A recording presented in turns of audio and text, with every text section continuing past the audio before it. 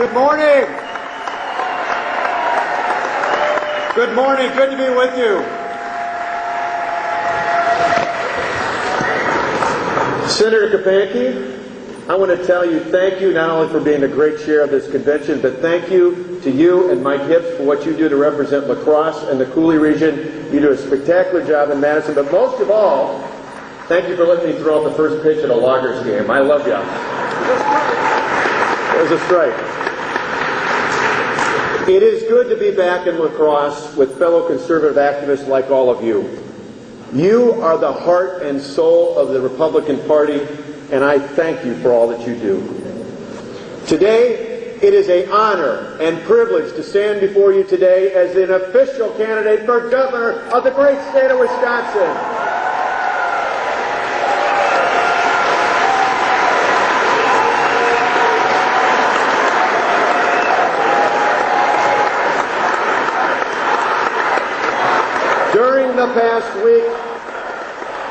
During the past week, we've seen amazing crowds as we kicked off our campaign in Green Bay, Rothschild, Altoona, and Dane. Then we went home to Wauwatosa, where, as you just saw, we were greeted by 1,000 enthusiastic supporters. On the next day, we started in Delavan, where I grew up, in the small town that shapes the values I carry today. Everywhere we went on our tour, people came out and said they were there because they're concerned about our state's future. I am too. Wisconsin's $5 billion budget deficit is the worst in history and one of the largest in the country. The state unemployment rate is now higher than the national average, and Wisconsin has lost 112,000 private sector jobs in the past year. After 6 years in office, Governor Jim Doyle says he's not responsible for our current problems. I disagree. Our budget problems started long before the economic meltdown. For years, too many politicians in Madison have ignored the looming crisis so they could spend more and more taxpayer dollars. Now, the solution to the soaring budget deficits and record job losses is to call for more government spending, paid for by higher taxes on Wisconsin families and employers.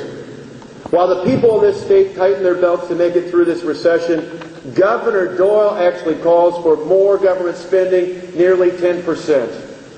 And the tax increases he signed into law earlier this year to help pay for the spending has already contributed to the loss of hundreds of good-paying jobs. I know well, 2 weeks ago, Wisconsin's own Harley-Davidson announced that they'll lay off up to another 400 workers. One major reason for these layoffs is the tax increase already approved by the governor earlier this year. And it's not always taxes that cost us jobs here in Wisconsin. Sometimes it's a lack of effort. Recently, Thomas Industries was deciding whether to stay in Sheboygan or move to Louisiana. Governor Doyle couldn't find the time to pitch to company officials directly, and he let the final presentation go to a low-level bureaucrat while he took a trip to Spain. At the same time, Louisiana's governor personally worked with the company, put together an incentive package, and ultimately convinced company officials to move 280 good-paying jobs from Wisconsin down to Louisiana. These job losses are devastating to Sheboygan and for all of us here in Wisconsin. And while families, retirees, and employers are barely able to afford to get by, Governor Doyle actually wants to raise our taxes by nearly $3 billion. This will drive jobs and people out of the state. Now, I remember the last time Wisconsin faced a similar situation. It was the early 1980s. We were in a recession, and the state had a huge budget deficit. Then, as now, the governor and the Democrats in charge believed in balancing the budget with big tax increases. Remember that? It only made things worse. In fact, it got so bad, so many jobs left this state that the governor of Illinois actually put up billboards on our state line that said, "When the last business leaves Wisconsin, please turn off the lights." It was that bad, and sadly, it's even worse today than it was back then. Today, we have a governor who once claimed that everyone in prison belongs there, but now advocates the early release of as many 3,000 convicted criminals into our neighborhoods. A governor who abandons his commitment to protect our children from dangerous sexual predators through GPS tracking.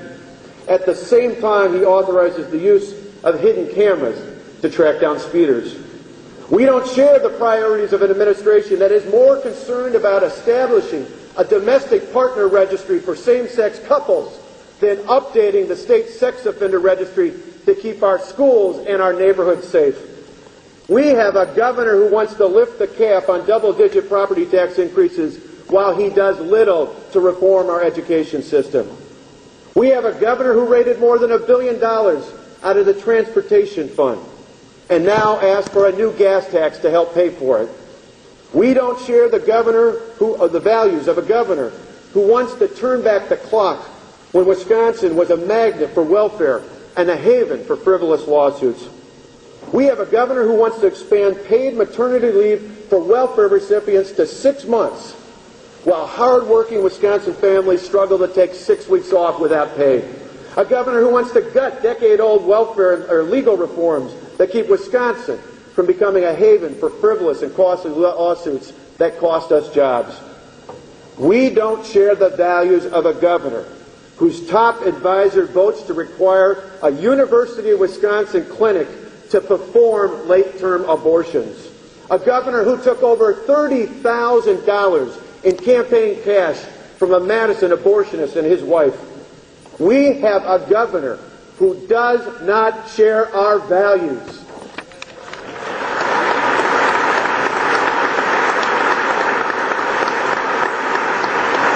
We've lost faith in a governor who makes higher education unreachable for Wisconsin families as tuition has gone up by more than 70%. A governor who raises those costs while giving tuition breaks to people whose families aren't even in this country legally. We don't understand a governor who makes a mockery out of our electoral process